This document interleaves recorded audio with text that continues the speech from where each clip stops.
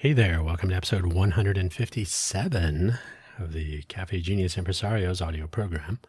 I am your host, Dan Hugo, and we are, believe it or not, in season 3 of the Caffe Genius Impresarios audio program, 157 episodes.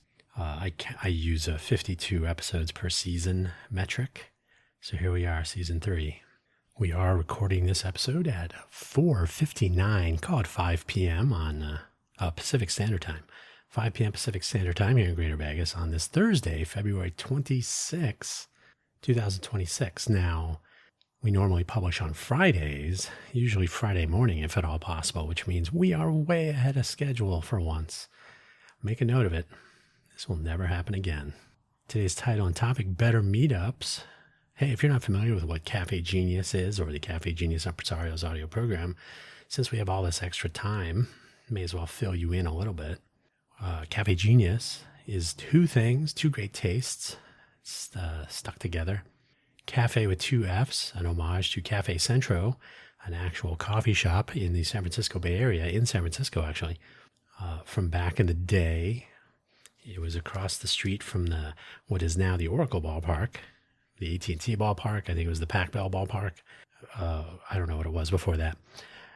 Cafe Centro with two F's. I actually don't know if they had the accent over the E. I can't remember. But Cafe Centro, where startups start, was sort of infamous. It was indeed where startups start. Jack Dorsey of Twitter infamy was seen there working on some aspect of Twitter, among other things, that made the news later. It was located in the South Park in San Francisco, a lovely little enclave, grass, trees, picnic tables. Lovely. I had been there several times. Unfortunately, it didn't survive very long after the pandemic. That's the way things go. Genius, an homage to the Genius lunches we used to have in the Downtown Project days. Now, I was never a member of the Downtown Project per se. I did not have a startup that I was pursuing here in Greater Vegas at that time and within those geographical boundaries. But I was in proximity. I was a good spectator. I would show up quite often. I was working for Intel Corporation at the time, so when I was not traveling, I was hanging out downtown, seeing what was going on. The Genius lunches were occasional get-togethers, completely informal. Hey, we're meeting for lunch tomorrow. You want to go? You want to bring someone? You want to not go? Usually aimed for maybe a dozen-ish or so people, probably people in the Downtown Project purview, give or take. And it was a time to catch up, see what's going on, gossip, introductions, status, very casually. I mean, I'm using words that imply formality, but no. And so you'd get there, wait for a table. This usually would be, we went for Korean barbecue one time, and that was about 2.5 booth style tables, which is good because, you can only cook so much on the barbecue on the table. So we spent some time chit-chatting beforehand. We all had our victuals. We enjoyed cooking some things, trying some stuff, passing some items back and forth. Try this, try that. So good times. It was a lunch, and then you got back to work doing whatever you were up to. So it's a nice, consolidated little brush with humanity and catching up, a little socializing, something that some entrepreneurs forget to do now and then. It's good to take some of that time without committing an entire day or doing much in the way of traveling and dealing with stuff. So in and out, on, back to work. The Impresarios audio program, spelled with two S's, a less common but still correct spelling. Impresarios are the people doing stuff, making it happen, pursuing their dreams and so on. The Caffe Genius Impresarios, thus, is an audio program that takes a look at the entrepreneurial innovation ecosystem of the Greater Vegas area and beyond, including occasionally some experimental meetups and trying out some ideas, which we'll get into today. And obviously better meetups. That's one of the things. And that was right at the beginning of when the Caffe Genius came together. Pretty cool. Maybe. We'll see if anything has been learned along the way. The weather in Vegas is hot. If you live in Vegas, you probably already knew that. It's 81 degrees Fahrenheit by my weather report right now. That's typical February weather somewhere. I guess winter is over.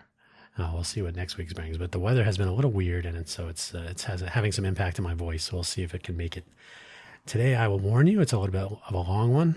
I've written it out as usual, and it's a lot. So we'll see what happens. You can always hit pause. If you're on the treadmill, don't overdo it. But we might be here for your second day of treadmill. We'll be here waiting. Hit pause, resume tomorrow. Hopefully, wherever you found this audio program, you're able to locate the episode description, which contains the show notes, including a summary, which in this case is about 2 longish sentences.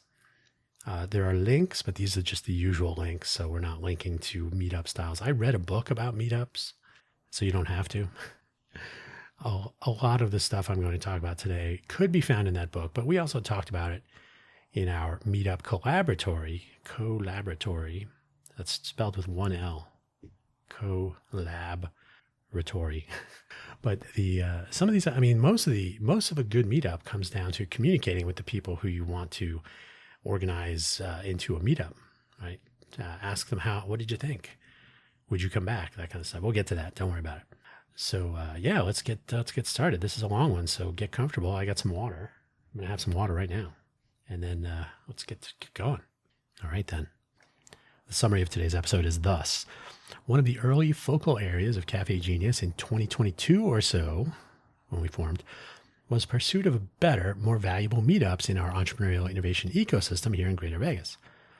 Now is a good time to revisit some of, it's a little typo there, missed the of, some of the take-home lessons and some things to ponder now and in the near term, whether you're an organizer or an aspiring organizer for meetups, or if you attend meetups. Take that, open that critical eye and take a look, if you would. The links, as usual, they're the normal audio program links, as we've settled on recently. The Caffe Genius homepage. Why have I been misspelling this the whole time? I'm going to have to check that. Caffe Genius homepage. That's pretty silly. Caffe Genius homepage. Caffe Genius, CAFFE, Genius, GENIUS.org. That part's not misspelled. I did recently, February 22nd, I forgot to renew my SSL certificates. So if you'd visited the website, you may have seen go away, this is dangerous. Who knows what this website is. That was my fault, 100% my fault. Totally spaced it. The renewal process takes like a minute. So there you go. So everything should be fine now. Does the website look any better? No. I have, it's on my list. There's a lot of things ahead of it. But if you do happen to visit the website, there you go. The buttons, the links to where you can find the audio programs, though, those are there. You can also go to my host profile page, linking everything on buymeacoffee.com/Dan Hugo. I've had that since March of 2021. It's just a link. It's a freeform profile page. I have links to all of my audio programs, projects, some biographical information. You can find the weekly Monday morning 5-minute or less update show, microcast, linked from there. It's published first at buymeacoffee.com/danhugo/posts, the Buy Me an Update program, hence the name. And then it's published in the usual places. So links to all of this stuff, the coffee solo, unscheduled, no agenda program. So it could be about anything at any time. And then all the other stuff that I produce and the projects and some affiliate links. And you can buy me a coffee if you want. You don't have to spend any money. Don't worry about it. But if you do, it will go towards coffee. Some of my favorite coffee beans have affiliate links. So if you want to check them out, I will probably get like 2 cents, but that will go towards a single coffee bean. Now it's going to bother me. I got to check the spelling. I'm so dumb. Too many things. So let's get started. So some history of this whole thing. When Caffe Genius came to be in January of 2022, we had a couple of activities right out the gate. The more visible being the pitch workout room. That's why I created the notion of a Caffe Genius. I didn't want it to be just me doing it. So Caffe Genius got the pitch workout room moving, which was actually the reason to form this entity. So the pitch workout room had this entity behind it. So there you go. And to be honest, it would have been nice if other people had kind of joined in. So it wasn't just me, but oh well. So not one person, but ideally many people who could get on board, so to speak, for the other things on deck. Now, other people did participate in other things. But the pitch workout room seemed to be my thing for a while until I stopped doing it. And then someone else tried to do it. And then I don't think that went very well. I don't know. We added Pitch Mingle to the mix, which is intended or was intended, but it still is, to enable people to practice talking about their ideas, their startups, their projects, and so on in a low pressure environment so that they are practiced for an elevator pitch encounter that might come about without warning. This is an opportunity to have an important conversation maybe at a noisy gathering, in an actual elevator perhaps, and so on. How often do you get an opportunity to practice that, right? As well, we started thinking about meetups in general. So the elevator pitch is good to have handy, but people don't often practice like a 1 minute, 2 minute. So we had I called it the Merdeka 180. So that was 180 seconds because the Merdeka building I think it's in Indonesia, 180 stories. So I figured you're not going to be at the Burj. That's too long. But if you're in an elevator in a tall building, that's the maximum amount of time. That was the idea. Thus, the Meetup Collaboratory, that we started thinking about meetups in general. So thus, the Meetup Collaboratory, a multi-week gathering I think it was about 2 months, of a small group of people looking at what works and what could improve or what could be improved with the meetups that were happening, and aiming for productive development and elevation of the entrepreneurial innovation ecosystem. So if people were having meetups with the goal of somehow energizing, I hate the word startup scene, but if that's what they were trying to do, or if they were trying to develop and elevate the entrepreneurial innovation ecosystem, which I think is a more succinct description, we could let's talk about it. That's what we did. So no, not for book clubs or social groups. This wasn't like how to have any meetup about anything you ever wanted to do, but rather those with an agenda aimed at making connection and supporting the general entrepreneurial innovation adventure. So let us reflect on some of this here a few years later. I had to pause and look, and I have I have a template to fill in my note page. So I left the E out of homepage, which of course, once you do that and you stop checking it, it reproduces itself throughout history. So I'll have to check and see how far back it goes. But yeah, it's annoying. It's one of those things. Anyway, the goals of this collaboratory. Did I invent this word? No, Google uses collaboratory too. I think of it not as and I did an entire episode on this, by the way. So collaboratory with 2 L's versus collaboratory with 1 L. Collaboration is something that can take place. A collaboratory is a shared experiment space, research space. It's a place to check out ideas where you may be interacting and collaborating with others in a collaboratory. So the collaboratory is basically, in this case, we all have our different experiences of how our meetups and how meetups we've attended have been useful, or how they've unfolded and so on. So maybe we should share some ideas, because this entire place, the Greater Vegas area, is something of a collaboratory. And in fact, I've talked about this as well in the context of the city as a showcase. So anyway, the collaboratory, it was planning and purpose for these sorts of gatherings that we're talking about. Again, not social meetups, but events that value the time of people, the time people do spend on their entrepreneurial endeavors. So people, you don't have hey, take all day. And no, I don't have all day. I have like an hour. I need to work. I need to I'm having a presentation on Monday. I can't, right? So you kind of have to start off assuming that you probably don't have time for all of the things, but maybe a lunch, just a quick lunch, so you can maintain contact with other humans. That's probably healthy. So yeah, people, if you're going to take a lot of time, it can be a lot. It can be a burden, and maybe you'll drive some people away who could otherwise benefit from taking a break and meeting with people now and then maybe on their terms. Why would someone pursuing their own startup or general entrepreneurial agenda, focusing perhaps on innovation of one kind or another, take some of that time to gather with others in a planned, even curated event? And curation is a thing, sort of meta, but why were we having our collaboratory meetup to pursue these ideas, right? Same question. Curation is a term like community that people will use or misuse. One of the reasons that prompted me to revisit this topic, and we really did have this collaboratory, so it's been 2022, so it's been about 4 years. We did it every 2 weeks. I'm sure I'll repeat that. So every 2 weeks we got together. We talked about this for, I think it was about 2 months. It may have been 2 months and 2 weeks. Because we were like, some of these meetings are ridiculous, or why would I spend my time? Or so what works and what didn't, and all that kind of thing. And so curation, okay, I'll give you a quick example. I think I'm going to mention this later. Also, the Genius Lunch, I already referred to it. Try to reboot that. Now, the Genius Lunch back then and the rebooted effort, basically the same. Like, you are working on a startup. You are in the middle of a journey, or you're just getting started or whatever. You're not thinking about it. You're not pondering. You're not here to learn. You are in the midst of entrepreneurialism and innovation. So when you have lunch with people, you're sitting with other people who are similarly busy, similarly don't encounter other people in the same boat, right? They may be doing pitches. They may be doing networking to talk about funding or whatever, but like, we're kind of, we're all doing kind of the same sort of, like, it's, we don't get out much.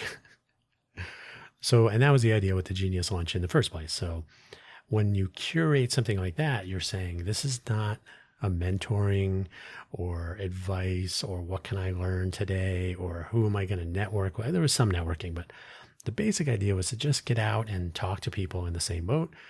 So curation in this case was very specific, was not intended to, like, if there was no age, so if, in my view, if you're a 12-year-old entrepreneur and, your parent and you want to join in on the conversations, you are in the same boat as most of the other people, right? The idea is to be in the same boat as everybody. So why would you not be? Because it's one thing to be young and thinking about getting, but if you are actually operating a business, and yes, parents are probably there to sign documents and you can't get into some places. Maybe if you're 12, you're not driving yet. I think that's probably the case. Hopefully, I think. So there are some practicalities and some legalities, but at the end of the day, you don't have to be a certain age to be an entrepreneur. And that will come up again. So when I encounter curation, the first thing you're going to find is that, oh yes, we only want to have certain kinds of people. So I usually find curation is let's be honest, it's a little bit discriminatory. But the Genius Lunch is discriminatory. Yeah, it's really saying the context of this is you are doing it. So I would basically refer to it as the second startup scene, right? If you're going to events to learn how to get funding or how to get started, that's totally fine.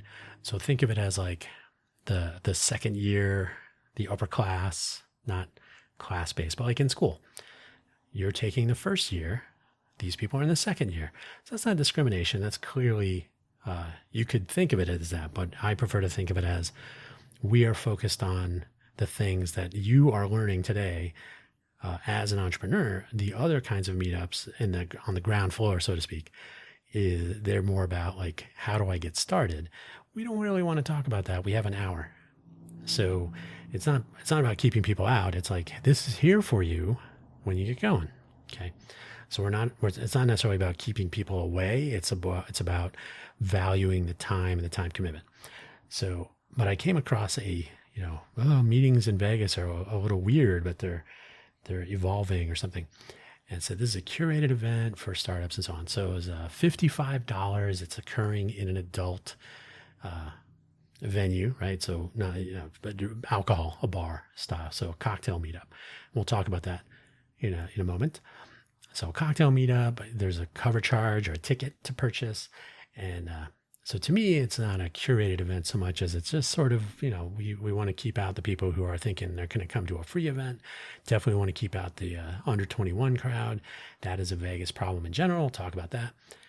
And there were some games set up, not games, but like kind of a structured meeting, a structured cocktail party.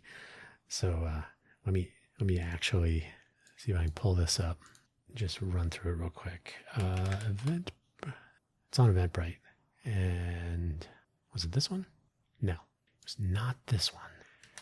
I'm going to pause real quick so I don't waste your time on this. But I just wanted to read through the actual. All right, I found it. Sorry for the pause. Yeah, this is going to be a long episode. So and I don't really mean to pick on this event or the organizers of the event too much, but on the other hand, I kind of have to wonder because, so yeah, it started out, this was, this is, so,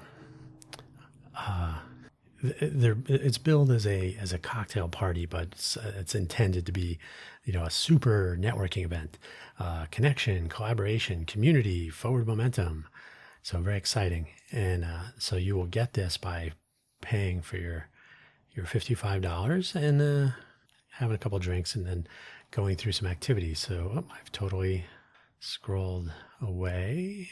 And then the Eventbrite event has the details of and I'm calling it a game. I don't mean to be diminishing, but it's activities, and it's a little weird. It's a little weird like. Anyway, well, so doors open, sure. Networking 101 for 15 minutes. Here's how you network. Go talk to people. Go to the pitch mingle. Practice your elevator pitch. Have something to say, but don't take more than, because it's only 15 minutes. Okay, I kind of have some issues with the 10-minute thing. 15 minutes. Collaboration activity for group one. Okay, so now we're getting rules. Momentum moment. Round one raffle. Production by Street. Round one raffle plus challenge one. Name badge bingo. Oh, this sounds like fun. Collaboration activity at 6:30 for 10 minutes. These are 10-minute activities. For group two, whatever that is, momentum moment, round two raffle plus challenge two, LinkedIn limbo. Oh, that sounds fun. 7:30 collaboration activity, group three, 10 minutes. 8 o'clock momentum moment, raffle, round three raffle, challenge three, coffee connect. And I'm going to point something out here, by the way. This is something that a lot of people don't know. I certainly didn't know it. You can't have raffles in Vegas. There's an actual statute. You can be a nonprofit and raffle things, but if you now let me make sure that I'm still correct in this, because there was raffles are generally considered illegal gambling unless operated by a qualified nonprofit organization. So like 501c3, a 501c qualified nonprofit organization that registered with the Nevada Gaming Control Board to do this. Small raffles with prizes under $2,500 per quarter may only require notification, but larger ones require formal registration or approval. Online ticket sales are prohibited, so you can't sell raffle tickets online. I would be a little bit cautious about having these raffles. Anyway, I doubt very much they've checked on this. I don't know if they're a 501c. I'm not going to tell you who they are because I don't want to get anybody in trouble here, but it's something to be aware of. 8:45, last call, wrap up conversation, exchange contacts, set next chats. It's a little bit troubling that you have to actually give that instruction, but to be honest, you do have to give that instruction, unfortunately. Doors close 8:50 to 9 p.m., so 10 minutes of get out. You don't have to go home. You can't stay here. So a 4-hour event. That is a long evening. I don't know how many people are attending. That would be interesting to know. There's a lot of FAQs. Anyway, so that's a curated meetup. I don't know if they have like a velvet rope and, oh, sorry, you can't come in here. Your startup is not correct. So quite simply, back onto my notes, quite simply, those participating in the collaboratory had attended or had been a part of meetups and gatherings that were, in their assessments, less than valuable. Like, why did I come to this meeting? And by the way, that is one of the 2 KPIs to consider from the attendee or participant viewpoint. We'll get to that. Our meetup series was quick, taking place every 2 weeks. See, now that when I see these kinds of typos, I'm not surprised that I dropped the E out of homepage. I'll probably just leave it in there. It's one of those things that's barely noticeable until you notice it. So now that I've said it, our meetup series was quick, taking every 2 weeks for about 2 months. I think it was either 8 or 10 weeks. We looked at what was not working with all-day gatherings and events that were more like cocktail parties, in fact. There may be a place for these, but these were tending to be the norms. without innovation inspiring, driving a higher value meetup. So the idea was, what can we do to kind of have the light bulb come on? Like, oh, you know what? Instead of having games for 4 hours, raffles and whatever else, and in a place that's 21 plus, so you're limiting right away. Oh, you're an entrepreneur, but your 21st birthday is next month. Sorry, can't come. Rather than doing that, like, be a little bit more creative. And it sounds like they're trying to be creative, but yeah, I don't know. We had a few ideas about what might work out better or possibly better. We discussed those and left our collaboratory having had these discussions, with the next steps being actual implementation. Well, let's try these out. To actually try these out, to discover whether they were actually an improvement, of course, we would actually have to do it, which we all agreed was something we were looking for doing. Better meetups, right? That's why we did this. That's why we had these conversations. So the first one was Matt Lau, a suggestion from him. And this is not a new idea, nor did he present it as a new idea. He basically said, well, you know what? Someone I know is doing these, and I thought that might be interesting. So office hours, an interesting idea. Not unusual. It's not a new concept. They're pretty common as a notion. If you say office hours, some people will understand what you mean, some people will not. But the application here was to enable more experienced entrepreneurs to be available for aspiring and nascent entrepreneurs to be able to have conversations to advance their progress from people who know. So it sounds pretty straightforward. One could argue that this is similar in some ways to what SCORE offers, and SCORE, in finding what this acronym means is a challenge, but it's essentially something organization of retired executives. And so you book a meeting. It's totally free. You book a meeting, they're volunteers, and you say, I have this idea that I would like to examine, and they'll give you their advice based on the fact that they've been around. That has some value, but that doesn't mean that they're necessarily entrepreneurial. It doesn't mean that they're necessarily experienced in the current state of affairs, in the current terrain, in the current level of technology and all that stuff. It doesn't mean that they pursued a startup themselves. They may or may not have been entrepreneurial. So to me, this is related, but it's not really overlapping so much. The main difference being the variety of backgrounds of active entrepreneurs. So the office hours could be anybody doing anything. Ideally, people would come out of the woodwork a little bit. Like, yeah, I can contribute a little bit of time to this. They might be between endeavors. This is how entrepreneurs in residence work. That model you'll find at law firms, venture capital firms, other such entities. So someone who maybe exited a startup, they sold it or whatever happened, and they're putting together another business plan and all that. So between there, they can help others do something similar. Entrepreneur in residence, the EIR. Or maybe they're engaged, but they have some time to give back. So yeah, I'm working on my startup right now, or we're in a beta, or my restaurant's about to, whatever it is, whatever they're doing, but they have some time to give back. And I will stress this, as I always do. Entrepreneurs could be starting new restaurants, opening a new food truck, starting a coffee shop, whatever. You do not need to be building an application or having AI do it for you to be considered an entrepreneur or pursuing a startup. The word entrepreneur has been around a lot longer than computers have. The idea then is to provide an addition to the local innovation culture by connecting those new to the entrepreneurial innovator path, like I'm thinking about it or I'm kicking it off or whatever I'm doing, to those who are traveling on it up ahead. Like, oh yeah, I remember that, and here's how I got around that, and so on. Not intended to be like a 1 hour session, more of like a few minutes. Maybe there would be an extended conversation, but this is literally, hey, someone who's willing to answer my questions one-on-one probably, but it could be a group in a more casual setting, could be in a library, could be in a co-work space.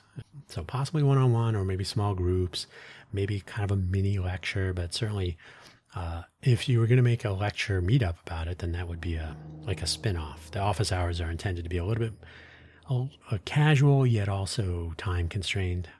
But it would be up to the participants and the person giving their time. Certainly in a setting, I'm dropping single letters like crazy, in a setting that is, I don't know who typed this. I'm not taking credit for it. Certainly in a setting that is any age friendly, so not in a bar, more likely in a library, for example. maybe having some times that are not during school hours, etc. And based on my own personal experience with SCORE, a bit more current, a bit more dynamic, a bit more startup oriented, right? So sorry, SCORE, you are a good resource sometimes. I would suggest that SCORE is interesting for a business in operation in its early days or further along, while this office hours notion is much more about getting started and getting over or under some obstacles with thoughts and ideas coming from someone in the game, someone who's maybe, a few months or a year ahead of where you find yourself today. Oh yeah, I remember having to file that and get that approval and whatever it is. And this is gratis, right? Now, if somebody says, well, can you help me for like a week? That's a different thing. That's a different conversation. The value proposition here is, hey, I have a little bit of time to give. If you have a question that fits into that little bit of time, come on down. It's free. If you need hours, that's a different thing. Office hours can be done in a virtual online setting, and I do those all the time, but ideally office hours would include an in-person connection, at least occasionally, since some aspects of an entrepreneurial innovation journey will include and may even depend upon the ability to interact with others. You kind of have to, even if you're an introvert, you're going to have to talk to people sometimes. If I could compare this to the pitch workout room, which I'm about to, this was a 10-minute total time window. So because we were doing a 1-hour time slot at the Tech Alley back in the day, but we did do a longer one where you had no time limit. And that actually went a lot better than I thought it was. So, but we had the version that was more common, 10 minutes per person. Typically it would be a 5-minute presentation and 5 minutes of constructive critique.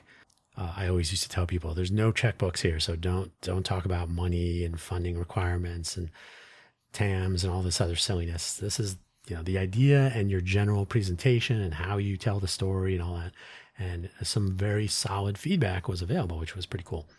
So ideally the critique would be about the presentation, but it turns out, and this is where listening to your participants makes a big difference.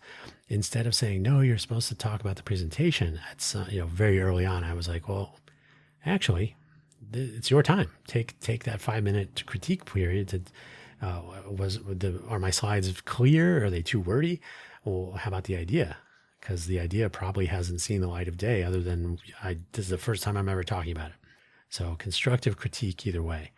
The tendency, though, people really wanted to talk about the idea, the topic of the presentation, where you had black text on a blue background. Is anyone going to point that out? No, we want to talk about the idea. Okay. So legibility of slides, visual appeal, things like this, those were not as interesting in some cases, but sometimes they were. So, but the tendency was to talk about the topic. Either way, getting in front of other people and telling the story in person is non-trivial and ultimately brought value to both sides of that engagement. Same idea here with the office hours, right? So people who are donating their time to this notion would probably learn something as well. So it's usually, and people in the pitch workout room, you're getting to see people pitching ideas, and you may be thinking, boy, I have an idea. Is this, I could just start right like this. And that did happen. So that was pretty cool. Pretty good outcome. Speed dating, the collaboratory happened after the pitch workout room started, but there was a lot of reflection in there. So that was cool. Speed dating, not the best name in this case, but Steven Simmons had made the suggestion in our collaboratory, and to my knowledge, it has yet to be tried in a useful way here in Vegas. Now we know that speed dating, speed dating when it comes to socializing, maybe a name change would be in order to make it clear that this is not about meeting your next social partner, especially to make it any age friendly, right? You're not going to be picking up on younger or older people here. So get that out of your mind. But the notion of a fixed time, a ticking clock, and particular goals for actual engagement is intriguing. And again, it keeps the time. The ticking clock is important because I don't want to spend 4 hours meeting same people. I want to spend 1 hour, and I want to meet a ton of people. There's a thing. So if you go to a cocktail party, and we'll probably we'll touch on this again. But if you go to a cocktail party or a meetup or a gathering with a lot of people, you're going to talk to like a dozen people in a quality way, unless there's a game. If there's a game afoot and they're like, okay, you have to talk to one person every minute. So a little mini speed dating, for example. Okay, so that may be useful so long as you continue those conversations after. The ones that seemed like a match, a fit to do that. Speed dating, yeah, not a good name. But the notion is one that is familiar and intriguing. So the idea was to have a few fields defined. Now, and this is one version of the idea that, this can be tweaked in any number of ways. Have a few fields defined, like finance, technical, like coding or similar, design, like user interface, web design, and so on, and whatever else. That's barely a list. So that founders could meet potential employees or contractors or consultants or whatever service providers were around in a quick turn setting, like initial meetup. Variations would have founders as the seated people. Usually there's somebody in a chair, and then the other parties rotate. So yeah. So you have fixed points, and then you have moving points. So the founders could be sitting, or the fixed point, and the various service providers. You, as a founder, maybe you're looking for a co-founder. Maybe you're looking for somebody to do your website. So these are quick opportunities. I don't need to talk to the finance person. I already have I need to talk to a web designer. So I'm here to meet web designers, and I just want to spend a minute or two getting them interact with you, and we'll see what happens. So that was the basic idea. Variations would have the founders as the seated people, and those with various fields would move between them, as I suggested. Another variation would reverse those roles. So now you have founders wandering around meeting people of different roles. Maybe you don't know what you need, right? So there's a couple of different ways to do it. The fields could be wide open or more constrained. So maybe you want to have just different types of tech, software coding, hardware design, web design, whatever, things like this. Or maybe it could be anything. These are all variables that can be tuned and adjusted. The founders in the startups would be published up front to appeal to interest. So, you're not going to just go and say, "Oh, all these startups are restaurants. I'm a web designer." Maybe they do need a web design, but they're looking for sous chefs or whatever it is, right? Front of house people, whatever it is. You would think, and we're going to get to this. Well, that's like a job fair. You are correct. One nice thing about working with real entrepreneurs and innovators, they almost certainly have their own take on such things. So this would be an idea that would almost certainly be adjusted and tuned and fiddled with and adapted and so on. The notion, though, would be to make the use of the time and make the interactions deliberate rather than showing up. You could argue this is a form of a game, like we were talking about earlier. However, it's very specific and constrained and specific. You want to use the word curated. I need to find a web designer. I don't want to go to a cocktail party and do raffles and limbo and stuff. I just want to meet a bunch of web designers, and they know that I'm going to be there and I'm looking for a web designer. So we know about each other ahead of time and see what comes of it. So the event itself is curated. How about that? Now the pitch mingle is sort of like this. It's not exactly, but elevator pitches in general have that time constraint. The idea to make the most of a very brief encounter, an opportunity to have a high value conversation. Maybe you weren't expecting it. Maybe you turn around. Oh, I've been trying to get in touch with you for a month. Now's your chance, but the person is about to leave. So you got 30 seconds. Make them want to stay, to be dramatic.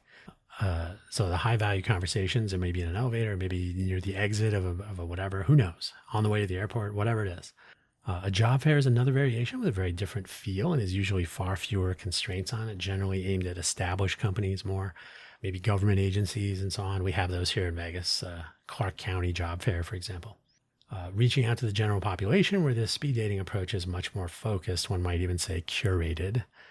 It's not my favorite word, but occasionally we can use it and just hold our nose. Yeah, I got 5 sections and they're long, so hopefully you're still comfortable. The meal meetup, this is a huge challenge. I was the Las Vegas facilitator of the Bootstrappers Breakfast for over 2 years here in Vegas, obviously, which was profoundly educational for me. I don't know about for others. The breakfast is an actual thing. It was started in Silicon Valley a long time ago, more than a decade ago, if that's a long time. And the brand, it branched out. What am I typing here? It branched out to other places in a sort of a chapter arrangement. So someone could say, "Hey, I want to organize Bootstrappers Breakfast in Philadelphia." I'm like, okay. So no licensing fees, no cost. it was a great way to connect with local entrepreneurs. And then there could be virtual meetups. You could meet other people in the Bootstrappers Breakfast in other places, which I did. And there was value there. And I would tell people here in Vegas, like, if you want to talk to people in other places, you can jump right on. You're in the mix, right? You're good. I don't know if anybody ever took advantage of that. A couple of times, but not commonly. So this was aimed at connecting bootstrap startup people with resources of all kinds. So as a roundtable, in-person roundtable meetups were ideal. There was a virtual version as well. And we tried that. That was not as popular here in Vegas. But in person, sitting at a round table, if at all possible, long tables kill conversation. They split it up into, I'm at this end and I can't hear what you're saying down there. So I'll just talk to this person here. And then you end up with a cacophony. The idea is to go around and basically introduce what you're working on. And it's an idea swap with the lightest of light leanings towards pitching what you're working on, right? So, hey, I'm doing this, and here's what would make my life easier if I knew somebody who did this or that or the other thing. So not a pitch meetup, more of a quick rundown for context and then future connections. So, oh, you know what? I know a guy you should talk to, right? So quick. And to be honest, the intent, not necessarily to attend every month. We did it monthly, I think first Tuesday. The intent was to go there when you needed something, you were looking for a connection, or you had an idea that you needed to kind of work through and you wanted to meet someone else or get a connection. There was no like, oh, I got to be there every month. The goal was to enable you to advance your own cause and come by when you can, when you need to, when you feel you might be able to help someone else, etc. So that's a running theme in Vegas. I don't know that people always know the best way to participate in these things. A long time ago, we had the Genius Lunch, as I mentioned, centered on the downtown project people pursuing their various startup adventures, with an occasional lunchtime gathering of about a dozen people, as I described, a little conversation before, during, and after, catching up, new introductions, a random mix of direct or indirect referrals to the person sending out the invites, right? So one person, George, who unfortunately is no longer with us, would say, hey, do you want to come by? And if you want to bring someone, and the idea was to keep it around, a dozen-ish, just so that we wouldn't end up needing 5 tables and all that. So quick, in and out. New people, great. Quick introductions. No, I can't make it. Also great. No problem. This was valuable. And in fact, we tried to reboot this in 2025 here in Vegas. We need to take a completely different approach for 2026 as far as getting the word out and explaining to people what the value proposition is. Do I have to go no. You don't have to do anything. The value proposition is you get to actually interact with people that are in the same boat as you. But I think there's too much fear. Oh, I don't want to go to a thing that's like these other meetups. So it has to be valuable. And all I can say to that, so we didn't actually have a first rebooted Genius launch. But all I can say is we used to do these and they worked exactly as advertised. Like probably the best Vegas meetup, top 3. For utility and like, oh yeah, this was totally valuable. Getting the lay of the land, who's working on what. It's really hard to find a reason to not be interested in attending or participating in some way, at least once. So we got to work on discovery so people know that this is a thing. And also, one of the problems with the Bootstrappers Breakfast, there were 2 problems. I don't want to be too mean. And this was for mine, it was 9:00 in the morning, I think it was. The idea was get start of the day, so you're not eating into other potential meetings and whatnot. You get there at 9, the meeting starts at 9:30, you're done by like 10:15 or something. Got 15 more minutes to meander out and exchange business cards. But the idea was to keep it pretty tight because you're not supposed to come here and hang out and whatever.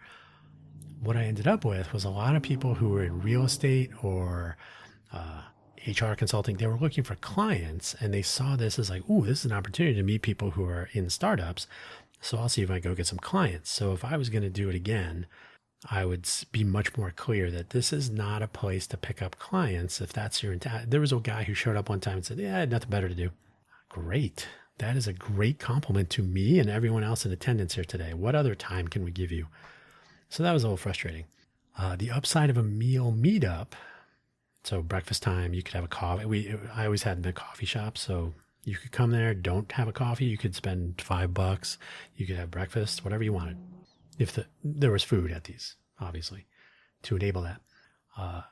So the outside of a meal meetup, though, there's a size limit to fit at a table. An actual round table is ideal, by the way. So think dim sum if possible, the lazy Susan, and a time limit of sorts. So it's basically about getting there on time, having a quick conversation on topic, and headed back to whatever you were up to. So avoid bars or places with age limitations, and especially places that expect everyone to purchase something. What are you doing here? You're taking up a table and you're not spending money. That's bad for us. There is no age limit on entrepreneurial innovation, so try to be any age friendly, especially, if you're thinking, oh, we could just go sit at a bar. Don't do that. Do that after, if you want, at 10:30 in the morning. Speaking of, the cocktail meetup. So we kind of ran down that one, and I don't want to sound like I'm picking on that event and the people organizing it, but I kind of was. The cocktail meetup. This is the sort of thing that the pitch mingle was designed for. People milling around, maybe with a snack in one hand and a beverage in the other. A noisy din to compete with. You got to talk over, maybe there's some music playing, or who knows what's going on. Other people having conversations. Those conversations begin and end with distraction and interruption. Somebody may, I'm in the middle. I'm just about to do my killer, lean in moment where somebody's going to say, oh, that is interesting. I would like to give you money. And just before you reach that point, oh, hey, Bill, you got to talk to this other person. They pull the person away.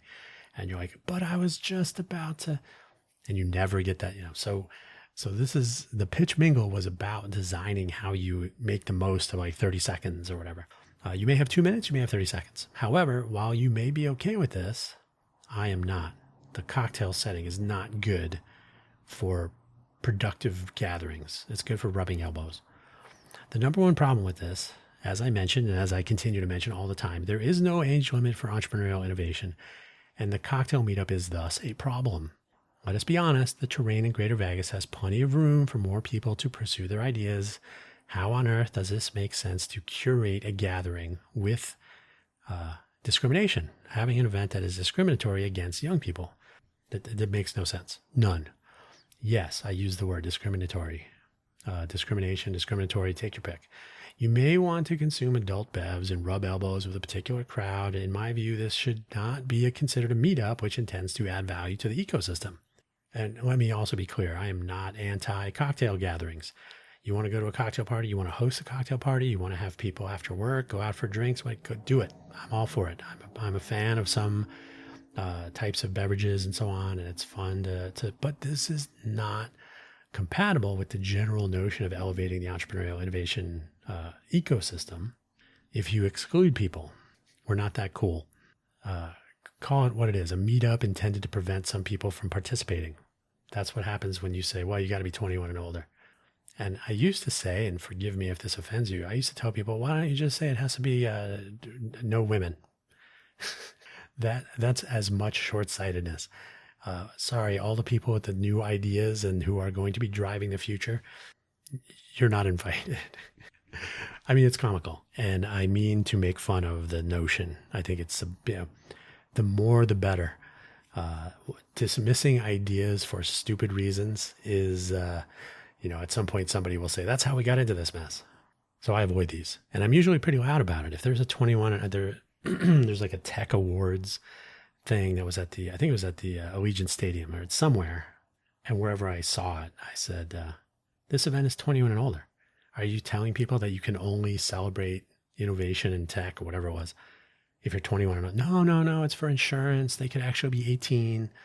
I said, so 17, you're not allowed to be. No, it's just because of insurance. Plan your events with that in mind, that you do not need to be. I always give the example of carnival or amusement park rides, and they have the little placard that looks like a little kid, and it says you must be this tall to ride this ride. You do not need to be this old to be an innovator, an entrepreneur. Okay. Good ideas are what we should be looking at and developing them and enabling people to do that, not gatekeeping and discriminating and driving people away. Okay. And yeah, I am not shy. I will tell you that you're being dumb. The same goes for gatherings in general. Sometimes award presentation events, as I was suggesting, they have a big announcement. There was a big announcement that was being made about some sort of innovation thing, which, by the way, fell through. The company that was driving it disappeared. But they were going to make a big announcement about this prototyping platform that was going to connect people to city RFPs, requests for proposal. Okay, really neat, driving into the future. We're going to have the gathering at the Circa in downtown Las Vegas. Guess what? You can't even enter the building if you're under 21. Got to have ID. They card every single person. Why do that? You're under 21. Sorry, you can't have good ideas. Come back when you're older. Honestly, the dumbest thing I've ever come across. I hate to be mean, but I'm being honest. Unless you are opening a bar, stop thinking 21 is like some magic age limit. On occasion, the pushback will be a generic concern about event insurance, or maybe the bar. No pun intended. The bar will be lowered to 18 plus, but here again, there is no minimum age to be a creative person with drive and ambition and the pursuit of the ideas. The legal requirements about signing contracts and whatnot are handled usually with parental participation in the endeavor. Who among us does not have a parent or someone in our life that would say, okay, I'll sign the paperwork. Let's make this, let's go for it. You got a cool idea, whatever it is. Velvet ropes have a place, and that place is not blocking the path of entrepreneurial innovators of any age. Capiche? Co-working. This was a popular thing in downtown project days as far as downtown Las Vegas is concerned, and it is probably variously popular in all sorts of places, so there's nothing magical about downtown Las Vegas when it comes to co-working.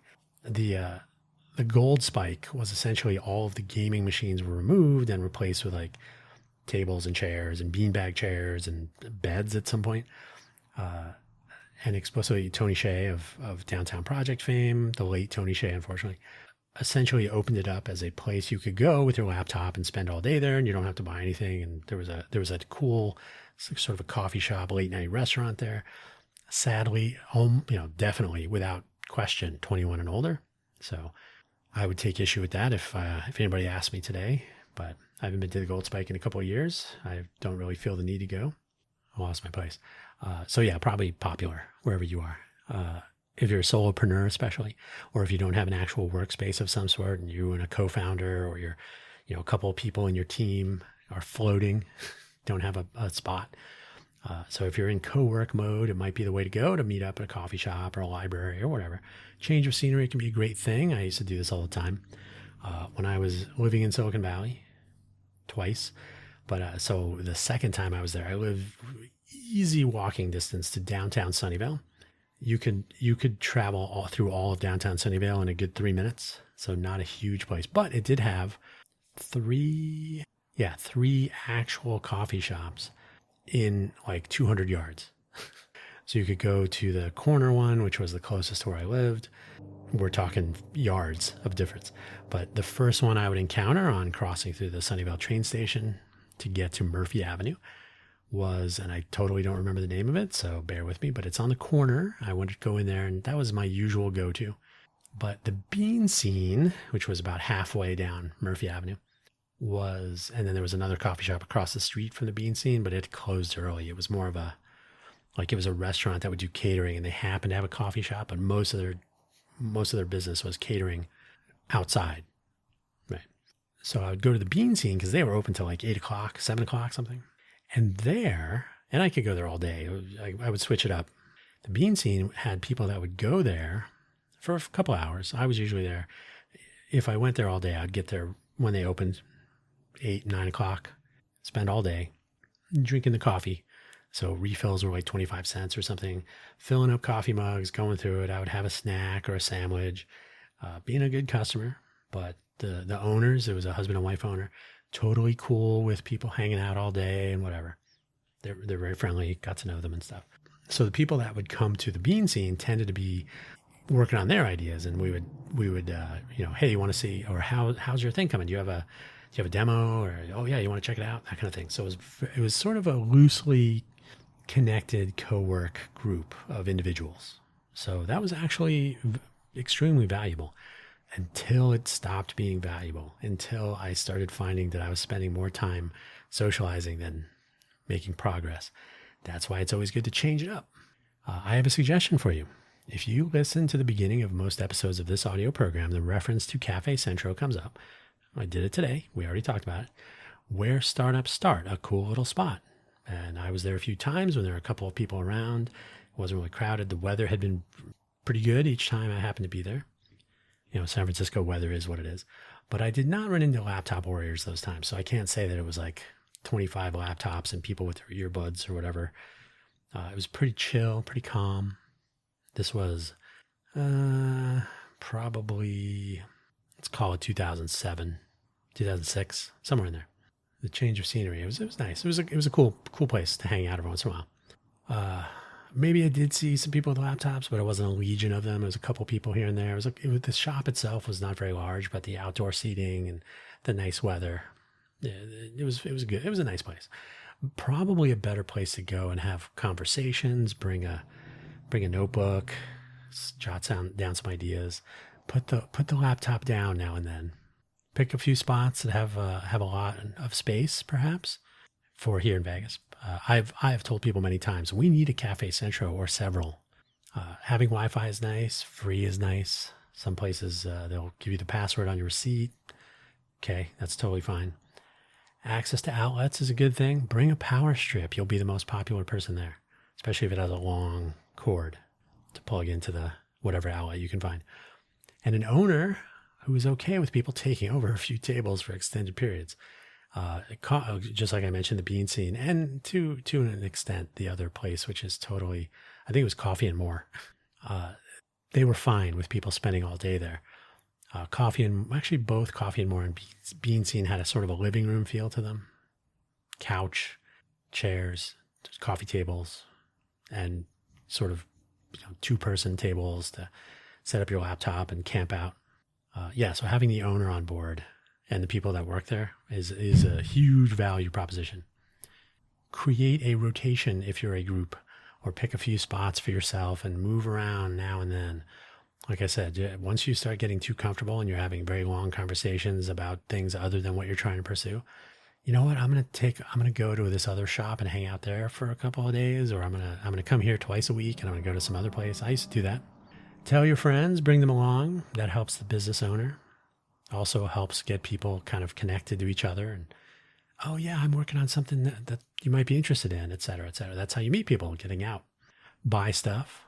You will be helping the business, building a supportive relationship, which may come in handy when you least expect it, and establishing a piece of innovation culture. People that run into each other without planning it and are excited to talk about their ideas with others. It's almost like pitch mingle, but different.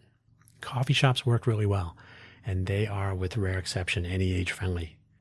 But so do libraries and other places like this. If you can find a place that's a cool hang, and the people that work there and the owner of the establishment are on board, like, oh yeah, come and hang out. Oh, you're good. Oh, no problem. It's winning all the way around. You are connecting different parts of the innovation, or the entrepreneurial innovation ecosystem, which is essential when you really think about it. If you have a team, maybe a co-founder or a few people, and you need to meet up to collaborate now and then, scheduling a time and a place makes sense. A little bit less sense if there is some sort of a mailing list, or maybe a text or a messaging ring, or an actual meetup or Luma calendar, maybe an actual, like a Google or an Outlook calendar or something which coordinates a gathering of size. I don't know if I recommend that in general. Like the meal meetup, this can have value, but if people show up when they are invited, road noise, if they show up when they're invited because they're invited, and beyond, if you have a specific co-founder pair or a team or whatever, and you need to schedule, that's a different thing. I'm not really commenting on that. But if you say, hey, I'm going to go co-work at the whatever, do you want to meet up? And that kind of has the feel of the Genius Lunch, except the Genius Lunch is very specifically lunch. Co-working at a coffee shop or wherever, that could be an all-day affair. Why are you inviting people to that? Again, not counting if you have an actual team that you're working with. This may be not as healthy as it might seem if that's the way this takes place. The previous scheme I described, where a few solid landing spots are identified and a little chaos as far as who might be where, who's going to wander in at any particular time.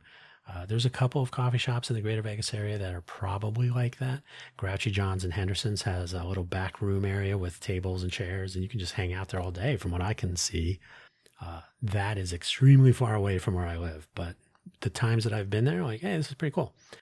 So the scheme where people just kind of show up and hang out, if you have several spots like this, my 2 shops example, right? Oh, was Dan here today? Oh, I think he's over at Coffee and More today. And then a friend of mine and I started like, oh, we can jump on the train and go to Mountain View. It's one stop. It's like 7 minutes. And in my case, I already had a train pass because I was commuting to San Francisco and whatnot. So yeah, you can jump on the train, go to Mountain View, one stop. We'll go to Red Rock or we'll go to a couple other spots. There was coffee shops in San Jose. We could go all the way up to San Francisco and hang out all day, whatever you want to do. Hillsdale Mall had some places. Redwood City had a couple of cool spots. So if you can get out and about, change it up a little bit, and it's kind of spontaneous, and it keeps it fun, it keeps it interesting. I haven't seen you in a while. What's going on? Oh yeah, I've been hanging out at the Bean Scene more. So this notion of like, it makes it special. It makes it kind of fun.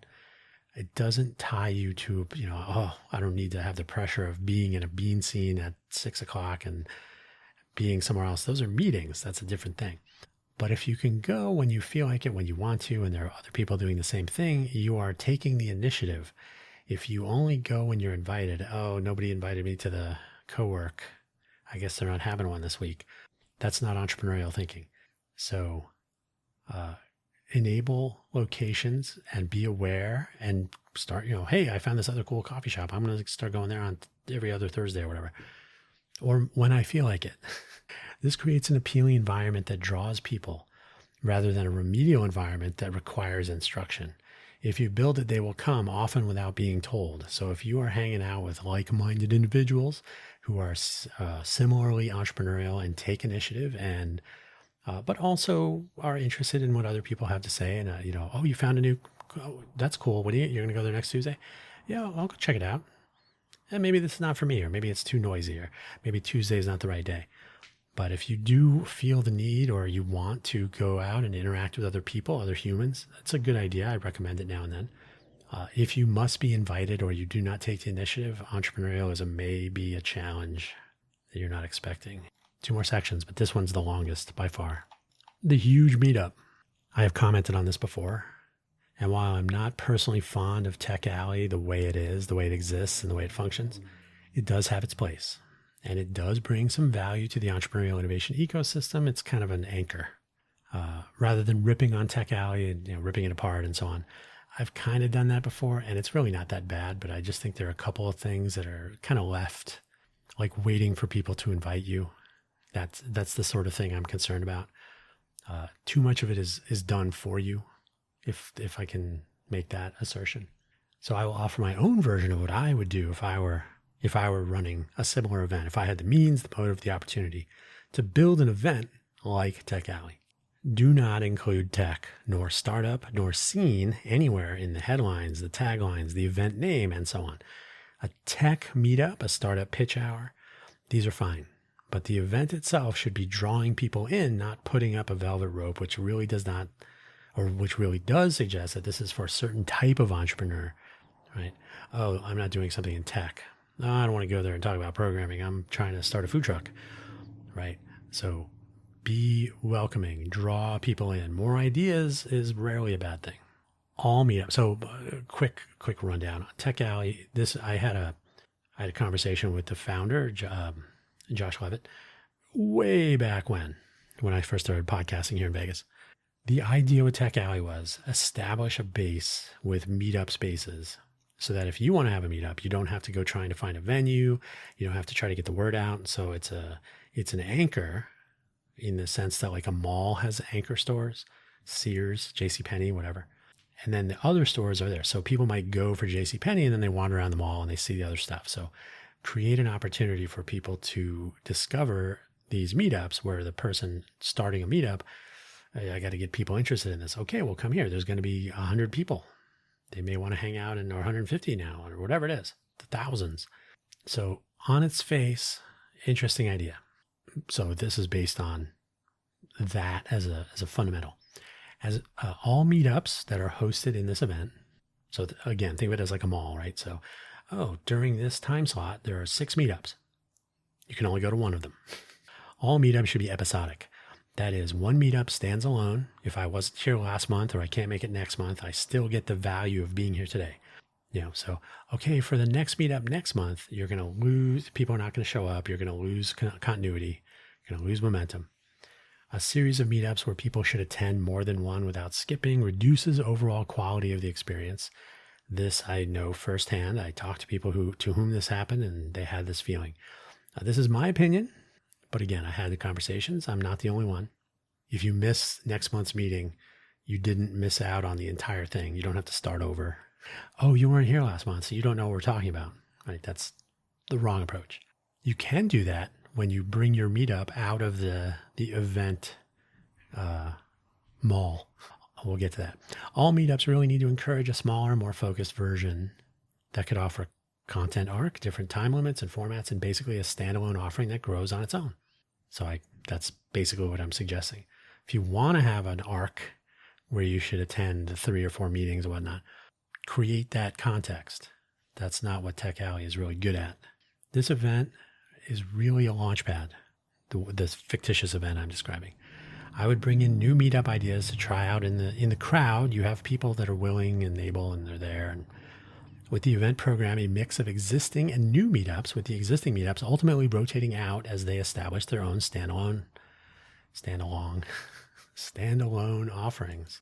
Seriously, if you have a typo but it's correctly spelled, computers really let you down. The alumni meetups, that is a meetup that started at the event.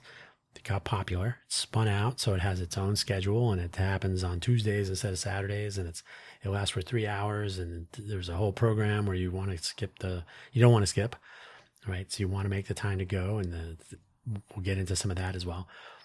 So the alumni meetups that were, they had established themselves, and now they occur in a standalone fashion, could occasionally enter the rotation again, meet some new people, kind of give hey, here's what we've been up to in the past 6 months that we've been doing our standalone meetups, wherever. You could engage new members of the crowd who are now attending. They've just moved to town. They've just had an idea that they want to pursue. But this event should focus on launching ideas into the ecosystem, not in replaying the same ones every month. If you're doing that and people are still attending them, they want to be told what to do. They want to be convinced, right? Why would you go to an event that talks about finding funding for your startup every month? That's a standalone thing. That should be something where if you need to do that every month, maybe you got to go a different way. My opinion. Free food is not a great idea. There, I said it. It seems like a great idea. Free food. But if people are coming for the food, they are maybe not so serious. I would suggest as an experiment, try not having free food one time. See what happens.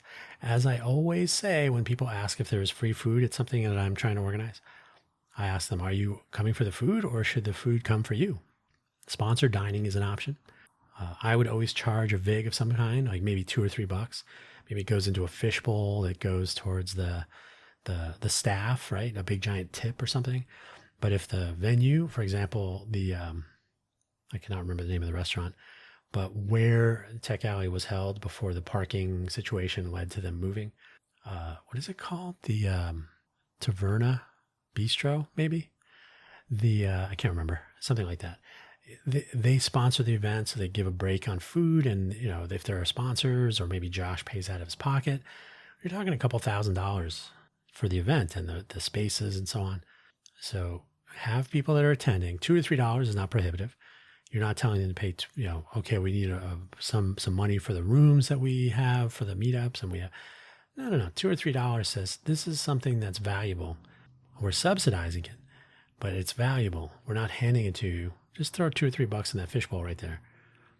Honor code could apply. You're not going to be billing people. The take home, we do not always appreciate free. We don't. That's human nature. And I've definitely seen that play out. So, I'm going to sponsor all the, here's $20. Here's, I'm sponsoring me and 5 people or whatever. These things, but this is a recognition of value. Here's something that you run into if you're going to start a business. Your friends want to support you. So if you have a coffee shop, or this happened a lot with food trucks, hey, we're going to come out, we're going to support you and everything. Oh, okay, I'm going to get you, don't worry about it. I got you. I'll cook you up something. And a good friend will say, oh, thanks. A great friend will say, no, I'm paying full price for this. I'm not here to to take your profits. Food trucks are a very thin margin. I'm here to take pictures, to talk to people, talk up your food truck, and I'm not here to take your money. I'm here to help you make some, right? So I think people who take advantage of free are sometimes missing out on the bigger picture. And the people that don't recognize that are also missing out. Hey, we had a free event. We sponsored the food. Nobody had to pay for anything. And we had a really good turnout. Oh, imagine that. What if you didn't have free food? The problem with big meetups and a recurring schedule where the same gatherings are in the same place each month, for example. Now, on the surface, this is not a horrible thing. I mean, food truck business is a challenge because the food truck is not in the same place all the time. I was just here yesterday, my favorite food truck. Where did it go? I don't know. So locality and consistency are good things sometimes. But if the event grows in size, 150 people turns into 300 people, turns into 600 people, there are still the limitations of the venue and the clock, right? Ticking clock. So relying on one day each month offers diminishing returns. In other words, okay, we have one all-day giant meetup on a Saturday. The number of people who have attended has doubled. So now we can have more events. But that means there are more events that people cannot attend because they're happening at the same time. Think about that. If you don't know what I'm talking about, think back to your days if you were in school, or maybe you're still in school now. Oh, I need to have these 2 classes to graduate, but they're happening at the same time. Similar problem. I found this specifically, people may show up to kick the tires because they happen to be at the event. So, what's this event? Something amazing. Yeah, I'll go check out that event. But it's not the big win that some might hope, because if they were not at the big event, whatever I might call it, like Innovator Avenue, if they weren't there, they weren't going to go to your meeting. So on the one hand, you can launch your new idea and you have the benefit of the crowd, and they're already there. They've done the event itself has brought people, so that you have to bring them the last 10 feet through the doorway into your classroom or whatever the meeting context is. It's a tricky thing, but ultimately the rotation is more important than the recurrence. So if you are in this gathering, the big event, and you have people checking out your event, and you say, okay, so we're only going to be here for 2 months. So this one and next month, or this is our second month, so we're not going to be here next month. But this meeting will take place on Thursdays, every other Thursday, or whatever it is. And you have people saying, I only came here because I was already here. It's time to adjust some things. If a standalone, I don't know what the hell's going on here. If a standalone gathering once launched in this environment, so you've been at the big event, you had your 1, 2, maybe 3 sessions of, engaging with people who were there for the big giant event. So they're getting a smattering of stuff through the day. You launch your event. Okay, we're going to have them on Thursdays, whatever. If you cannot dial in the correct time and place and format and tune it into something that people are like, yeah, I'm going to the thing. I'm going to go to your meeting and the other thing, whatever. If you don't get people excited about it by having that introductory window, you got to pivot or fail. This is the entrepreneur world, right? If you're just going to keep dragging it along at the big event because the crowd is there, you don't have to do any work to bring the crowd, then, and people will say, oh yeah, I love this meetup. I come here every month. Okay. So if they come there every month, you're either presenting the same information every month, or you have a class that you're teaching or a lecture that you're giving or some other activity. Is this the best venue? You're taking up a slot for somebody else that might have an idea that they want to pursue.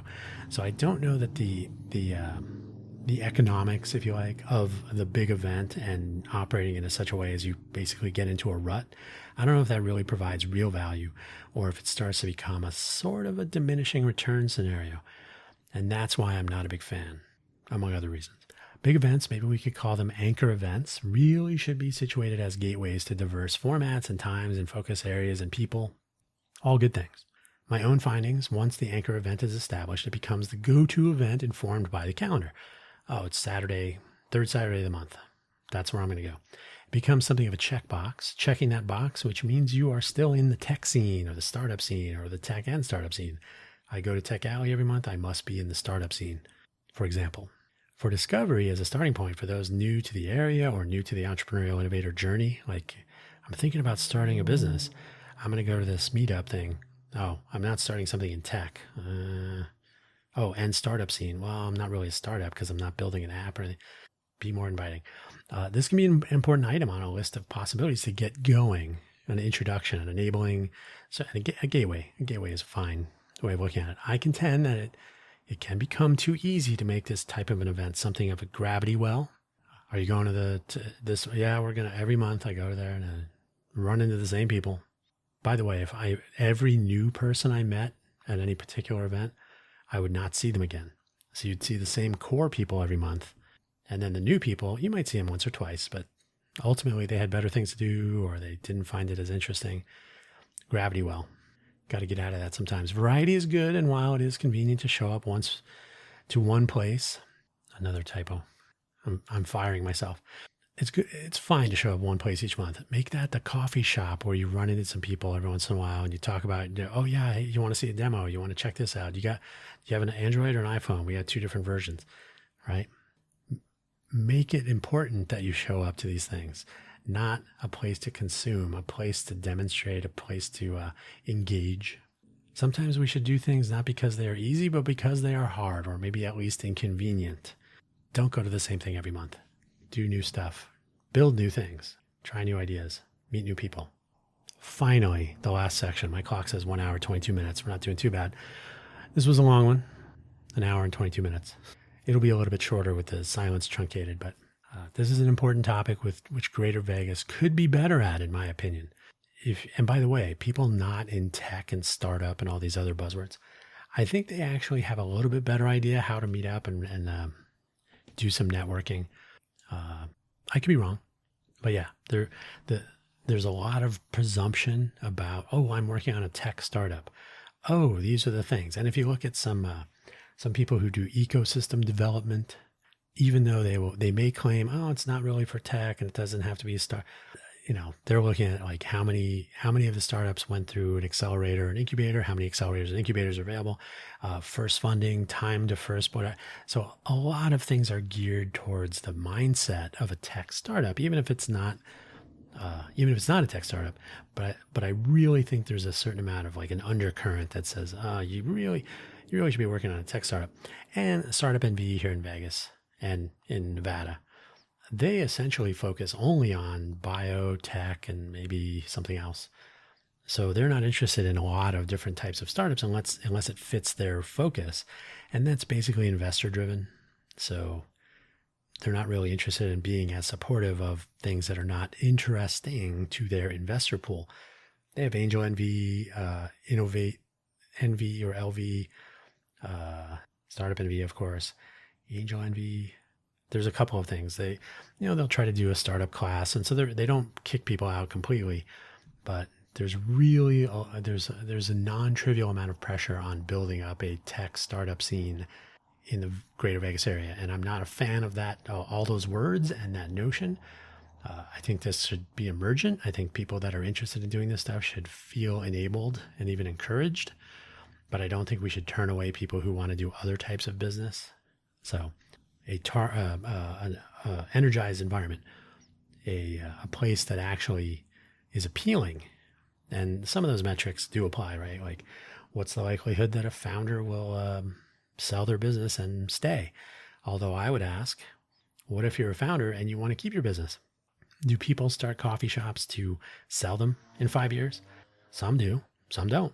Some want to have a lifestyle business. They start a coffee shop and they enjoy the interaction with humans and the creation of nice coffee drinks and sandwiches or whatever. And I would always tell people in our meetups, like, I know you're doing a startup, but just remember, we are in a place that is also, or maybe was recently, a startup. So people can lose sight of that. And I think that's problematic. So yeah, Vegas could be better at a lot of this stuff. If you are organizing meetups, consider this list, add and remove as you see fit. Here we go. Try to be any age friendly. The children are our future. Teach them well. And you really should not be deciding what the minimum entrepreneur age should be. 21, 18, no, it doesn't have to be. It could be 12, could be younger. The internet is a crazy place. An 8-year-old with AI tools at their disposal, who can imagine? They can. Consider standalone meetups at central locations, but also listen to your audience. Flexibility will pay off here. So if everybody says, this would be better if it was on the south side or on the southwest, okay, maybe. Central locations are hard to argue with, but can we do it in a different kind of coffee shop, or can we do it in the library? Can we do it in something like a restaurant? Can we, whatever it is, have that conversation more than once. What are your OKRs, your objectives and key results? You may have some KPIs, key performance indicators as well, but definitely have some OKR ideas. OKRs are aspirational. KPIs are measurements. What do I want to accomplish and how am I doing? We've talked about this before, the OKR or was it KPIs and OKRs, or OKRs and KPIs of Vegas? That was a whole episode. The objectives of the meetup and the key results or outcomes per gathering and over time, both. One of the objectives is really to ponder, you should ponder up front. Do you want to have a repeat audience of regulars? Do you want to grow the audience to a crowd? Oh, 12 people showed up, but I would love to have 1,000 people show up. Is that your goal or no? Bootstrappers Breakfast, for example, really shouldn't be more than 12. Really 8 to 10 is probably the right number. Tech Alley, could it be 600? No, not really. And Josh and I had that conversation during our podcast a long time ago. So do you want to grow to a crowd? Do you want to keep it small? Do you want new people to rotate in, or do you want to have the same people showing up every, whatever the interval is? Basically, how many times do you want to see one person over however long? And by the way, this is, again, I'll point this out. Some people want to show up to be supportive, but that's not always how that works. Come to the meetup, but don't come because you want to be one extra person. Come because you want to come, or don't come, but don't come or sign up or RSVP so that the numbers look good or anything like this. If they're going to do that, they're not being honest with you, or maybe themselves. Some other things might be, how many people? Some other things might be interaction. The pitch workout room was 100% interaction, right? I didn't do anything except run the timer. Okay, it's been 5 minutes. Do you switch to critique mode?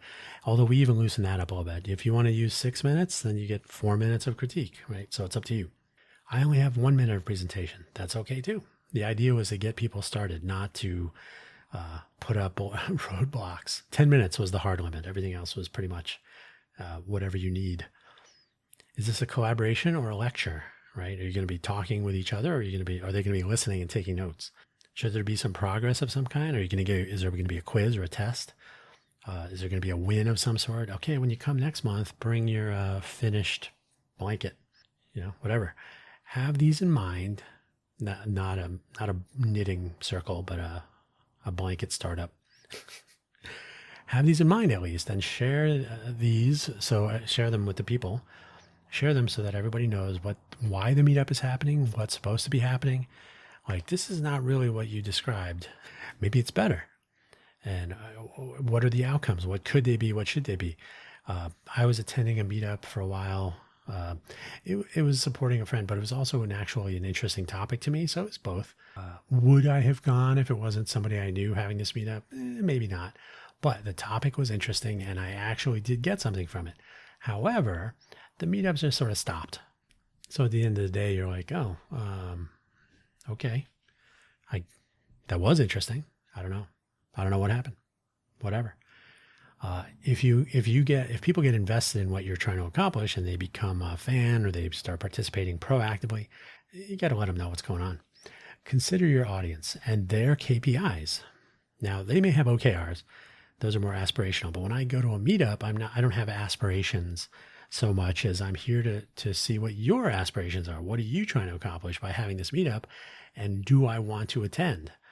Or more specifically, my 2 KPIs, and the ones I suggest that most people have when they attend a meetup. Was this a useful, educational, fun, or whatever event? And will I come back for the next one? So am I going to become a regular customer? And there's a whole brand of thinking around, like, restaurant regulars. Do they come? If they come once, that's great. If they come back the second time, there's a certain chance that they will become a regular. If they come back a third time, they are probably going to be a regular. And on the 4th visit, they are a regular. And from there, the chances are really good that they will be, continuing to visit. So is this the kind of a gathering? Are the people that are showing up, the topic, the subject matter, the overall subject matter, the topic of the meetup that I attended, the people that are talking, the people that are listening, the whole thing? Will I come back? will I probably become a regular customer? That's something that I am thinking about. So it's something that the organizer should be pondering at least, right? Well, it doesn't really matter if you come back too much, but it would be nice if you had a good enough experience for the second KPI. This is something I would tell my friends about. If I come again, maybe I would bring them along or I would recommend it to them. And this is the network referral effect. This is very well known. On a scale of 1 to 10, how likely are you to recommend to a friend that they attend this meetup? Something along those lines. Usually it's anything lower than a 7 is a fail. So you want to get 8, 9, 10. So those are things that are often left to chance. I've had this conversation about Tech Alley. I said, do you ever ask the people that are attending if this was a good event? Do you ever let them provide a feedback in a structured way so you kind of know like, oh, maybe this meetup is not really good. Maybe it could be better. Maybe why do people come back? Are they bringing a friend, right? I don't know if this really connected. Meetups do not need to go on forever. The collaboratory, like I said, it was either 2 months or 10 weeks. If a gathering became a chore, if people stopped finding value in it from either side of the equation, I'm the organizer. I walked away from Bootstrappers, which I'll mention. It wasn't for me anymore, but it's still going. Sometimes these things have a natural end or maybe a pause. So when I was done with Bootstrappers Breakfast, I'd had enough. One of my drives to move along, seriously, I don't know who typed all this stuff, to move alone. One of my drives to move along was the disconnect between the intent of the gathering, like why are we having these Bootstrappers Breakfast meetings, which were kind of a chore to get to for me because I ride public transportation. I sold my car a long time ago. I've talked about that. One of the best decisions I've ever made, but that's for another time. So getting to this meeting at 9 o'clock in the morning would sometimes be an early morning to try to catch a bus that sometimes didn't show up. Thank you, Vegas. But the people that were attending the meetings were sometimes, as I suggested, like, oh, I had nothing better to do. Oh, I had some time to kill until my 11 o'clock meeting. So I figured I'd stop by and waste your time. I'm here to sell. I'm here to make some clients. I'm here to do some transactional engagement. Like these were all huge disappointments. And the people who did express some sort of an interest in maybe like, here's my idea and here's what I would do. When I would reach out to them, they would do the usual Vegas thing and, ghost. So eventually you're like, this isn't really working for me anymore. It's not really for me to continue putting my energies into. I have a lot of other things I'll do. So there you go. Some people will feel pressure to like, well, I have this meeting and I have people attending. I have this group and I don't want to, you're not letting anyone down. It should be valuable for all involved, including you. The reason people were actually attending was just broken. And that's when they did. Sometimes nobody would show up, which was always fun. Another person took over. Maybe it changed the tenor, the engagement. Who knows? I would suggest reflecting on the why more frequently than some do. Why am I doing this meetup? Especially when nobody's showing up or when one person shows up and then, doesn't fall. Just at some point you got to say, is this really working? Is this good? Should we bail? Okay, final section, final point. Last but not least, have fun. Meeting people in person or online, advancing your own cause, helping them advance theirs. All of this should be like having a nice meal or reading a good book or seeing a good movie. All of these will ideally leave you a sense of satisfaction. You should end the meeting and say, yeah, that was fun. I'm totally worth my time. I'm looking forward to the next one. You can say it to yourself. You can say it out loud. But even on the bad ones, there should be like, well, this one wasn't the best one, but there is still something here. I have reason to continue doing this. You should be glad that you're doing it, that this really does fit into the entrepreneurial innovator journey, that if that's your direction.